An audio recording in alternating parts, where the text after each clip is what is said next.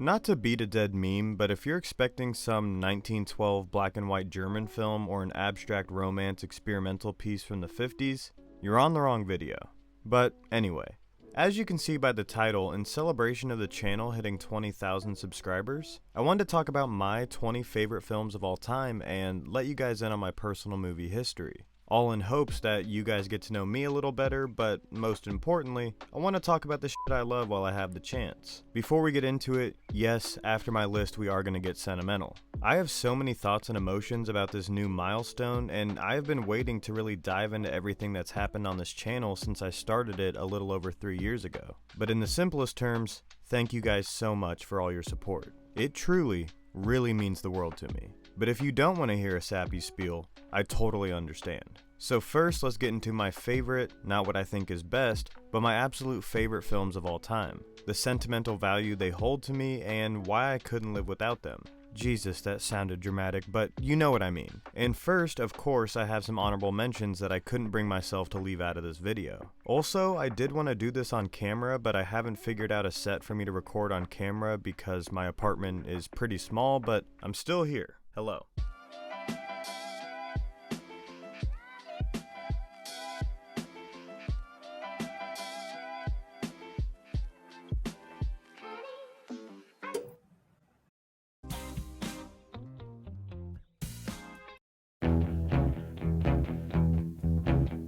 Just to preface this list in general, I think it's important to elaborate where my film appreciation was at, and now where it's at. It's only been about 2 to 3 years since I really started getting into movies from a, and I don't want to sound pretentious, higher understanding of them.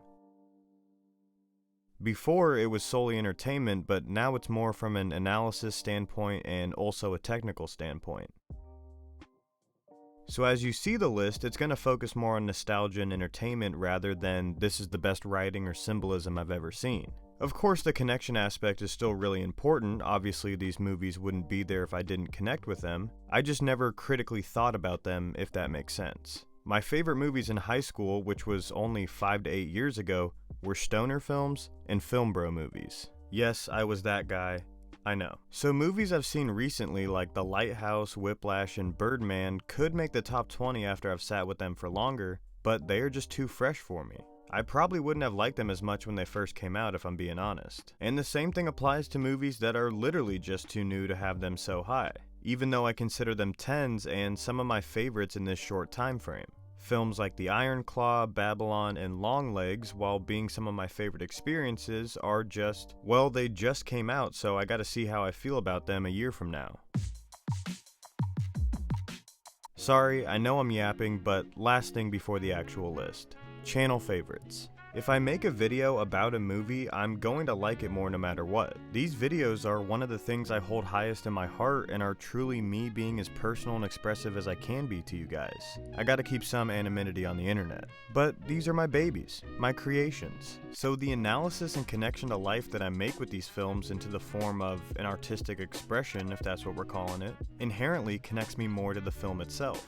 I didn't just watch and enjoy them, I created something from that experience. When I think about Lost in Translation, yes, I remember the movie, but I focus more on the way I was able to use it as a vehicle to explain my thoughts on life. It helped me think about some aspects of life, but the understanding of them and myself came from the writing that it inspired. Same with Paris, Texas, and ones that helped me get through rough patches through expression like Birdman and Adaptation. So of course I'm biased towards the source material. It's like thinking your homemade spaghetti is better than any Michelin restaurant or your grandma's cooking compared to Gordon Ramsay. It means something. This shit means something to me, man. So the aforementioned ones, plus Jaws, Fargo, Raging Bull, and the movie that started the film aspect of this channel, Identity, there's a different level of attachment I've made to them. Alright, let's breeze through these real quick and get to the actual list. I'm a huge Tarantino fan. He's one of the first directors I really appreciated and made me think more critically of films, and this has an argument to be his best. Too much to explain, just too much. A childhood movie, and I oddly relate to the character, but it's almost too fantastical to say I am him, if that makes sense. But it just puts this weird liminal feeling in my chest that I absolutely love.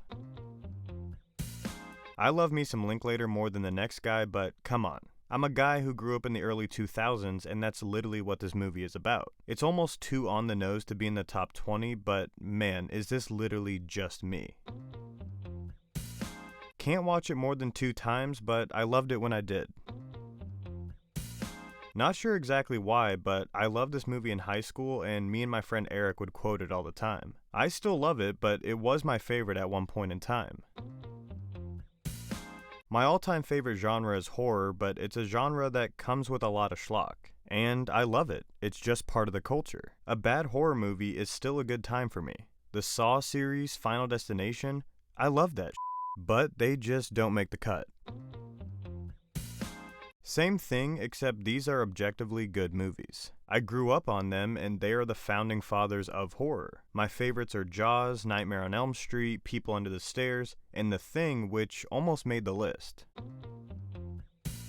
I love this guy's work as a director, but no one movie stands out as an all-time favorite. But collectively, his work as a whole is some of my favorite filmmaking. My 2 favorites are The Life Aquatic and Fantastic Mr. Fox.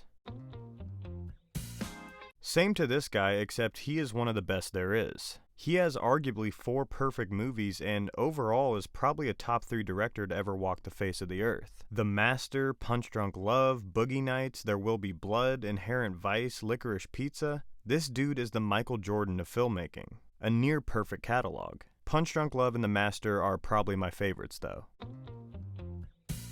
Finally, and very self-explanatory, some movies are just the greatest things ever created, but I don't hold that personal connection. Parasite, City of God, and Moonlight, absolute works of art and probably 3 of the best movies I've ever seen. Alright, now for the actual list.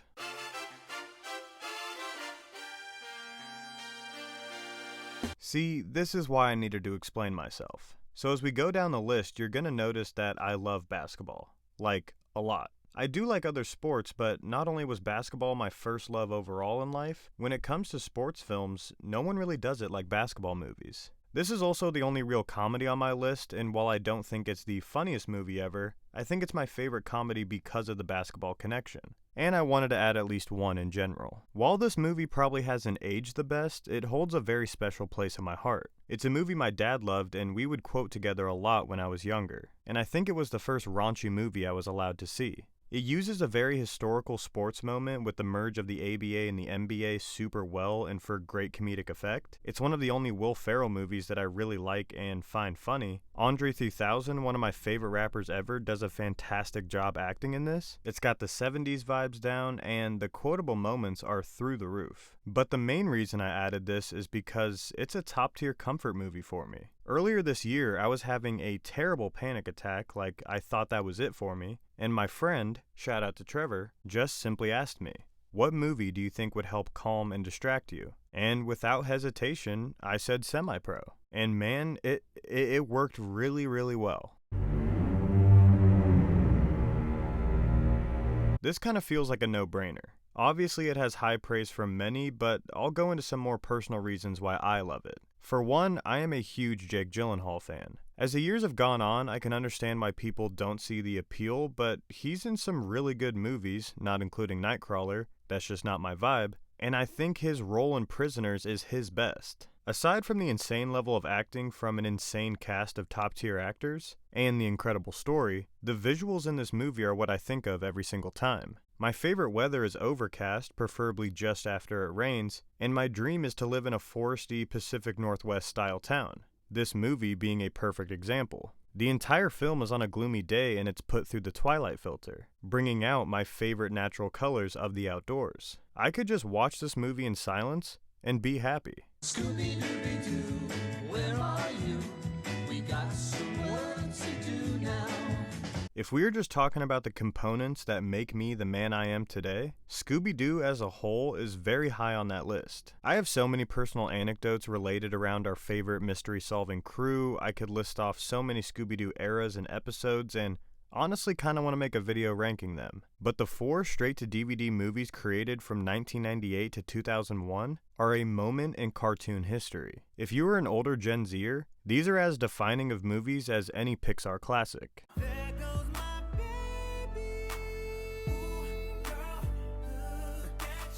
There's this really amazing video by Ryan Hollinger, one of my favorite YouTube inspirations of all time, that goes into the creation and history of Zombie Island, Witch's Ghost, Alien Invaders, and Cyberchase that I think elaborates more than I ever could on the greatness of these movies. I highly recommend you go check it out, but of course after my video. But I'm here to talk why I chose Zombie Island as opposed to the other three, when at any given moment I could pick any of them to be the best Scooby-Doo movie of all time. Also, shout out to the 2 live-action ones. But the thing about Zombie Island is the animation style is the best of the 4 in my opinion. It's easily the scariest and most intense. But for the first point, the same director did all 4 movies, Jim Strenstrom I think his name is, and his greatest strength I think he added to these movies was the detail of the monsters and these painting-like backgrounds. But what sets apart Zombie Island is that it was co-directed by anime artist and director Kazumi Fukushima. He made the film look so much more unique, and the action sequences are the best of the bunch. It just feels more cinematic than the rest, which feel more like very long Scooby-Doo episodes. But Zombie Island still holds up as strong as it did when I first watched it, and I'm probably going to watch this when I'm 70 years old.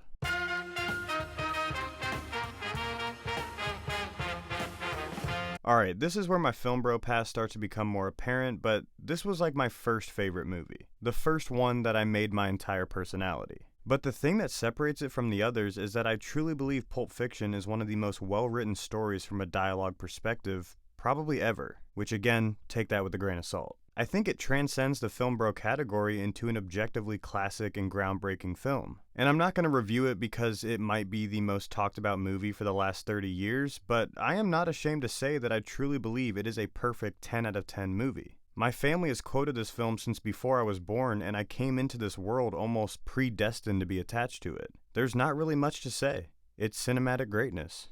Yes, I am hopeful for today. Take this music and I told you basketball was going to be a common theme on here. But Coach Carter is like the Bible for any kid who is playing this sport. Just like how Singing in the Rain is to musicals, I'm assuming, and Jaws is to horror, it's the one in this genre that I think everyone has seen. I'm not sure if it's, what's the word I'm looking for, palatable for non-sports fans? I mean, it is a great story with a great cast, but I feel like it only hits if you've played organized basketball. And Samuel L. Jackson might be my favorite actor ever, and this movie is a huge reason why. It's just really fun, man. I don't know what else to say. I also could have put Adventureland in this spot because of the incredible chemistry between Kristen Stewart and Jesse Eisenberg, but this movie, American Ultra, is just so much more entertaining. And you have a pretty good performance from Topher Grace. This cast is like a love letter to my early 2000s. I always had a crush on Kristen Stewart as a kid because of Zathura. That 70s show was my favorite sitcom growing up. And this is Jesse Eisenberg at his least annoying. He's a strange case where I really like his performances, but I don't know if I like him. Like, he's annoying, but he's so great at portraying it in film and always finds a way to make it entertaining somehow. But the concept of this movie is just as cool as it gets. I don't want to spoil it because I do highly recommend it if you haven't seen it, but it is the right amount of comedy, romance, and action. It honestly feels like an idea you would come up with while baked, but it's not a stoner movie. For me, it is the quintessential fun movie night film with friends or a significant other.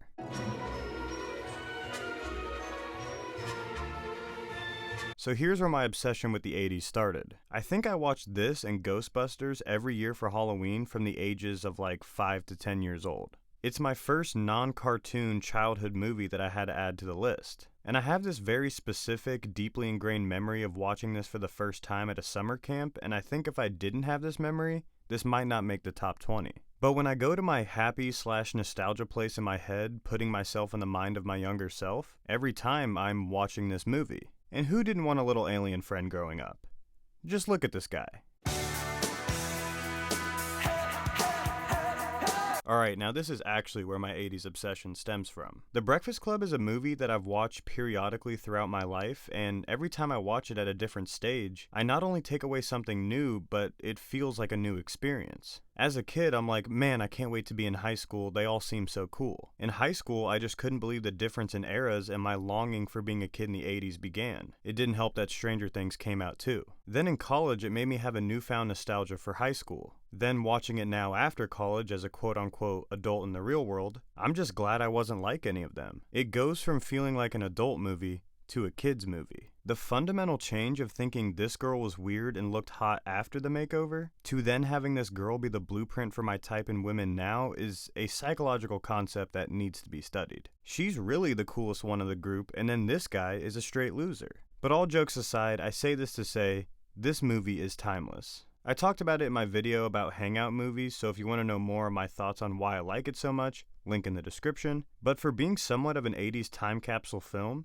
it still hits now in 2024. I just watched it again for like the 15th time earlier this year, and it remains one of my favorite comfort movies. And it stayed somewhat topical to today's society. Why is that so hard to say? To today's society. To today's society. Anyway, what I mean is I still had things to take away from it. I kinda made this list as a if I only had 20 movies with me on an island type scenario, and I think the idea that this movie feels different every watch gives it that replay value and staying power. You know it's hard out here for a pimp when he tryna get this money for the friend. Terrence Howard, why'd you have to go crazy? Similar to the basketball movies, hip-hop was also one of my first loves. I've been an avid fan and listener since as long as I can remember, so I am completely biased to any movie that uses it as a feature or aspect in its storytelling, and Hustle and Flow is the best use of it. It's a pretty straightforward story about a Memphis pimp, played by Terrence Howard, trying to make it in the music industry. You have amazing performances from Taraji P. Henson, Anthony Anderson, Taryn Manning,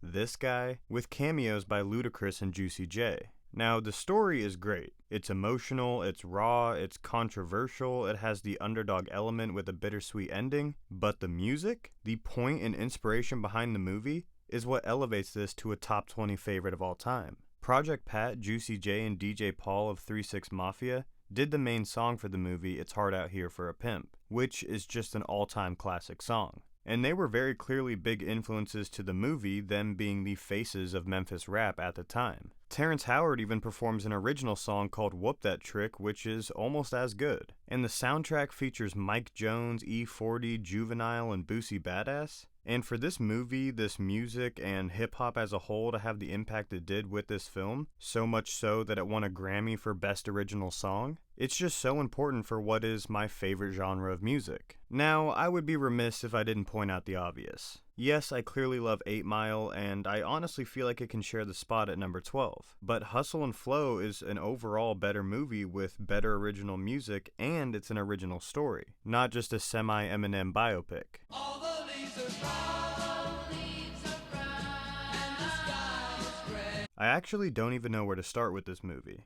For the longest time, this was my number 2, but it's recently been dethroned by a very similar movie I will discuss in a second. And also, I haven't gone back to it as much as I used to in high school / early college. But I'm a true crime lover, and this is like the main true crime movie that everyone knows. The Zodiac Murders is also one of my favorite cases, so of course as long as it's done okay, I'm going to at least like it. But what David Fincher did was just next level. We get another Jake Gyllenhaal all-time performance, they follow the real case pretty well, everyone acts their asses off, and man, the color in this movie is just amazing. It's honestly such a good movie that it transcends the actual case to where you feel like you don't know what the ending will be, which is somewhat intentional. But there's a whole discussion about the ending that they chose. This movie is honestly something I would need a whole video for cause I just have so many thoughts.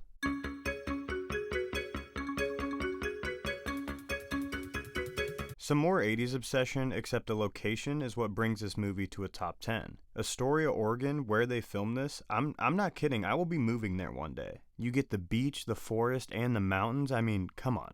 But this is as feel-good as it gets. It's the childhood fantasy element that has now been replicated so many times, but never duplicated. I mean, you know I love Stranger Things, but it just doesn't hit like the Goonies hits.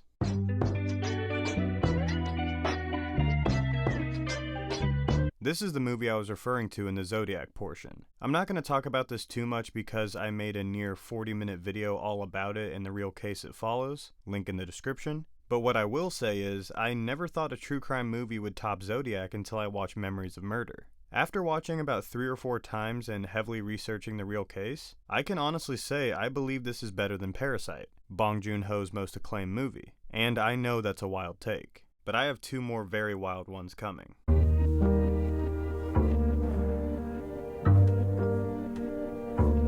This is just the best way I've seen a breakup described and portrayed in a movie. the emotions, the thoughts, the journey you take after grieving the loss of a relationship, this movie just hits it perfectly, and for me at least, it allowed for me to understand the feelings a little bit better. It also delves into how your childhood affects relationships. It's very weird and funny at parts. It's Jim Carrey's best performance, and the visuals and vibes are just absolutely insane. If you've ever been broken up with and haven't seen this movie, this will not only help you, but it will truly let you know that other people understand exactly what you're feeling. Out of all the movies on this list, I think this one affected me the most.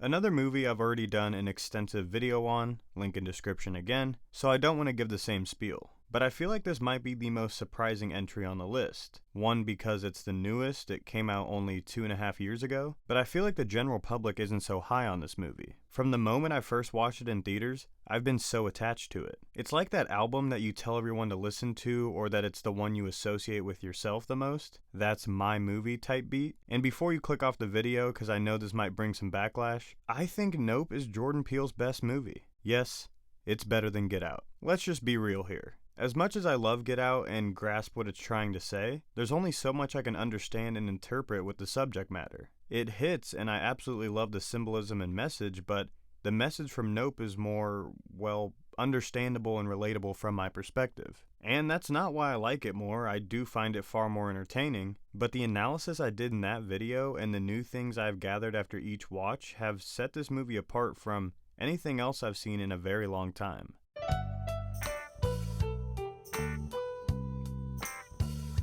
This is probably the movie I've seen the most on my list. And while it is here because of what it represents overall, SpongeBob being a ginormous part of my childhood, the movie still holds up to this day. Its humor, its emotional beats, the triumphant journey they take, it's genuinely a fantastic film. It never feels too cheesy or childish, and it's probably the most quotable movie of all time because of the adult humor masked by the PG story. The whole movie is ingrained into our brains and heart. Because this is the last thing Steven Hillenburg worked on for the SpongeBob franchise, it does feel like the end of an era. A last dance, a curtain call, if you will. Every time I watch it now, it's like I'm sent back to my childhood, and by the ending, I know that part of my life is over, which is pretty much the basis of the entire movie. Sponge and Pat are growing up, and so are we. So watching the SpongeBob movie gives me that same nostalgic feeling like when you play an old video game with your friends or go outside with no direction or plan. Doing things that you know you can't keep doing forever now that you're an adult.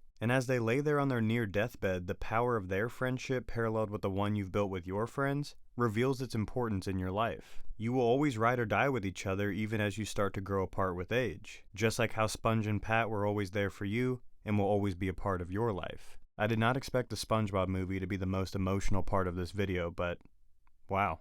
While in the middle of editing this, the other day, a local Chicago theater held a 20-year anniversary for the SpongeBob movie. A packed house of at least 300 people, all there to relive their childhood one last time. Watching the SpongeBob SquarePants movie on the big screen in 35mm, something I thought I'd never do. I wish I had more pictures and videos, but I was just so caught up in the moment. It was honestly one of the most beautiful experiences I've ever had. Everyone quoting every line, cheering, screaming, just completely immersed in the film like it was the first time we had ever watched it. I had some gooberberry sundaes, I think they were called. I can't remember because they were mixed with rum. They had SpongeBob trivia, references all over the walls. And then the highlight of the night was there was a costume contest. Every single person was dressed up as a character, and no joke, I got second place as Mr. Krabs. I didn't even think mine was that good, but hey, I'll take it. But to add more to the sentimental value, it was one of the most fun experiences I've ever had. But it just goes to show how important SpongeBob is. And everything I said about the movie was put on display as we felt like kids again. I literally shed a couple tears by the end because of how important and symbolic the experience was. It's a monumental movie. This movie couldn't have been placed better in this list because it honestly has the exact same sentiment as the SpongeBob movie. This is the last film on the list I've already talked about at length in the Hangout movie video, but it gives the same feeling of being immersed into a story for a period of time, feeling like you are there with the characters, not wanting the amazing night to end and dreading leaving this place, or in other words, finishing the movie. If I could describe this film in 2 words, it would be The Weekend. And the last act of the movie is like a lazy Sunday. I do go over all the reasons I love this movie in the aforementioned video, link in description again, but what I will say is this movie was my college movie. I had never seen it until my first year, and the sentimental value it holds from watching it with my roommates in the first house I lived in without my family, it was just carefree fun personified. Even though it is a movie about high school in the 1970s, it feels like what college was, and that was some of the most fun times of my life so far. It's also just a beautifully made film on top of all of this, which brings it to the number 5 spot. Django, have you always been alone? Alright, I think this is my last crazy take of the day. But my favorite, not what I think is best, but my favorite Tarantino film is Django Unchained. This is another case of one of the first rated R way too adult movies I was allowed to see as a child, and I actually saw it in theaters when it first came out, obviously with parental supervision. And I was obsessed with this movie in middle school, probably because of how gory and action-packed it was, and the original song they did for the movie, I think it's called 100 Black Coffins by Rick Ross. While it doesn't fit the movie that much looking back at it, this was my pregame song before every single basketball game. But I couldn't really pinpoint why this movie was so high for me as I was making this list. I had to think, what is this about at its core, and why do I gravitate towards it so much? Then I realized, it is the ultimate revenge story. Outside of Tarantino, I feel like there's not a lot of revenge movies where the protagonist does exactly what you want to see. Like, sure, there are good revenge movies out there, but it feels like there's always this veil of pride or being the bigger person that the main character always takes, when really you just want to see them annihilate the villain. And Django, he is probably the most badass character of all time. The scene of him going back to the house and taking out everyone is probably the coolest gunfight scene I've ever watched. He just gets the ultimate form of revenge on the ultimate form of evil. I just want to see the protagonist almost take it too far even though it's warranted, and he goes even beyond that. He honestly feels like a superhero. Now let's lighten the mood a little bit with the undeniable greatest animated and children's movie of all time, Monsters, Inc. Funny enough, I didn't find this out until making this video, but this came out the year I was born, so I have quite literally lived with this movie my entire life. I was told by my family that when I was really young, this was my favorite movie and I would watch it all the time. But as I've gotten older, outside of the SpongeBob movie, this is the only children's movie I still go back to. And each of them are sentimental and have these heartwarming moments, but what sets Monsters, Inc. apart from them all is 1, the very real symbolism and messages behind the film. Yes, I know that sounds ridiculous. And 2, it has the best aesthetic. Now watching this movie as an adult, it makes complete sense why my family enjoyed this movie opposed to the rest, because it talks about greed from a corporate level, the innocence missing from the world, there's a lot of adult real-world jokes and symbolism, and compared to others, it gets pretty serious. And then aesthetically, there's something so unique about the design. From the artistic intro paired with a jazzy score that will never leave my head, the liminal design of the never-ending doors and some of the locations they go to. At moments it gets very dark and isolating, and the monsters are so individually unique. It captures the imagination of a young child wondering what goes on in not only the real world they are detached from, but the dreamlike wonderland that we conjure up in our heads. Either scary or just the unknown. And every character design feels like a drawing of a make-believe monster you created as a kid. It understands the mind of a child better than any other movie, and it creates this world that now feels like a distant memory we actually experienced. You know that feeling when you see those dark fantasy AI edits on TikTok or those videos paired with the Let Go song? Here, I'll just put up an example.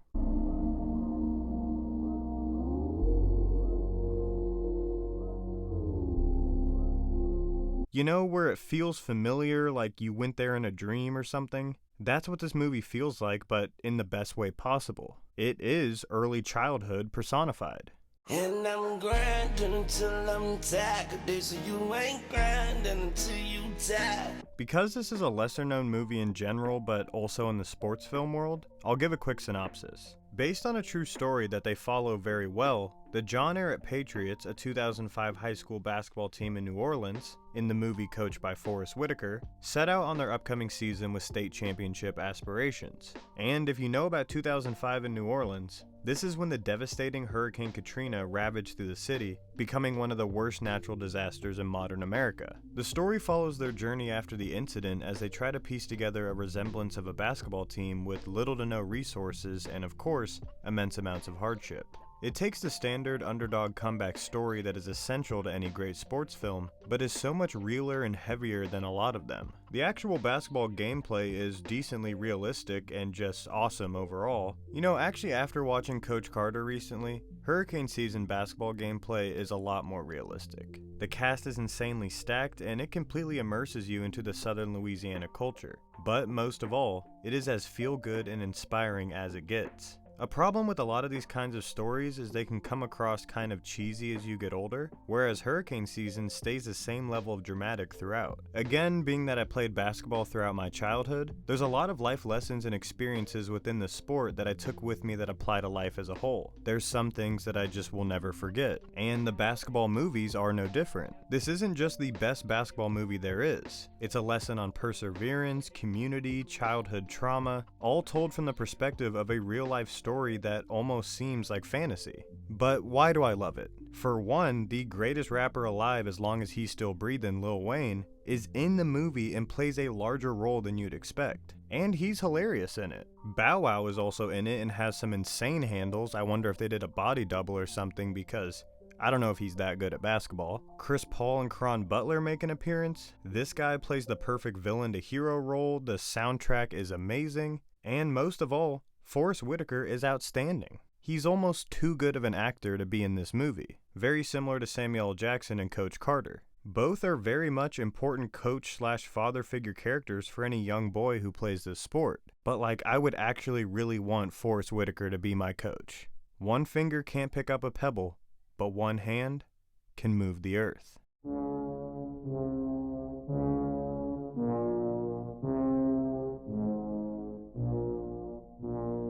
I could really talk about this movie for 4 hours straight. I mean, where do I even start? You know those movies or albums where you never forget the first time you experienced it? Well, I couldn't tell you when or where I watched this for the first time. One, because I have watched this more than any other movie, besides SpongeBob, to the point where I could recite the entire runtime just from memory. But two, it just feels like this has always been my number one, as if I was born into this being my favorite film. And I genuinely believe this is the greatest movie ever created. You can't tell me otherwise. I've talked a lot about rewatch value with this list. There isn't a movie on here that I haven't watched less than 5 times, but that doesn't necessarily determine its greatness. It's not like music. But the thing about The Shining is that it can be interpreted in so many different ways. There's so many different meanings, you can watch it from multiple perspectives, and you get a whole new film entirely. And this is mostly because it's a Kubrick movie. He's so meticulous when it comes to his decisions. Whether it's the color choice, the artwork in the background, literally everything is placed there for a reason. So it's not like I or anyone is looking too deep, even though at the end of the day you should just watch and enjoy it, but there's a certain value a movie brings when you can dissect it and find all these hidden clues. It's kind of like a Kendrick Lamar album. There's literally a documentary called Room 237 all about different theories about The Shining and what it means. And back in the day, I did enjoy the documentary, but looking at it now, it is kind of ridiculous. But The Shining is a movie I refrain from watching for at least a year just so I can experience it again and it feels fresh. And for some reason, every time I watch it, it feels fresh to me.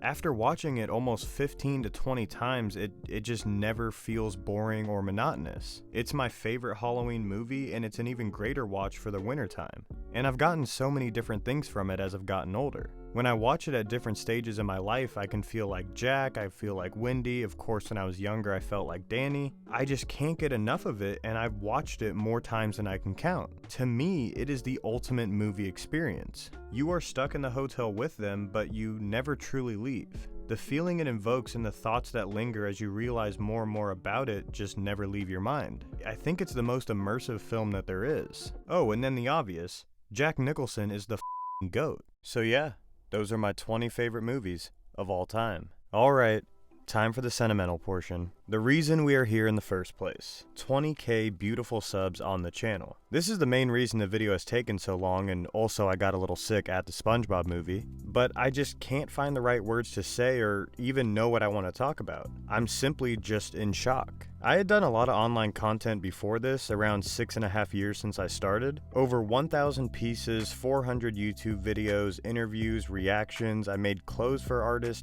literally anything I could try. This was all on the music channel / brand Vision Forever Entertainment if anyone here was there for that, but that's a whole long story I will get into another day. And as much as I tried, experimented, and went in completely blind, it was such a great learning experience. It just never worked out. And at the beginning of this channel, that was still true. I started the James Dwayne page while I was on the tail end of still making music reviews and reactions. In a room that I'm actually still proud of. I mean, this setup was pretty dope. But I was still such an amateur. I am such an amateur.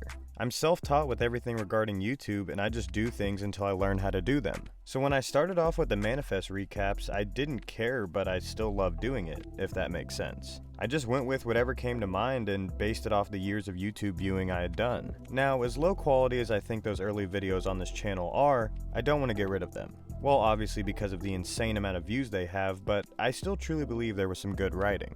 But most importantly, I felt like I was truly just being myself. Those videos are the funniest ones I have, like the first 7 to 8 on the channel. I didn't care about saying the right thing or being correct in any way. I didn't even care about ad capability, so I'm cussing throughout the whole thing. I just didn't care, but I really wanted to do it. And I felt like that translated to more fun, relatable, down-to-earth content. But then things started picking up and I started caring a lot because I had you guys who actually liked what I was doing and liked me. Or maybe you don't, I don't know.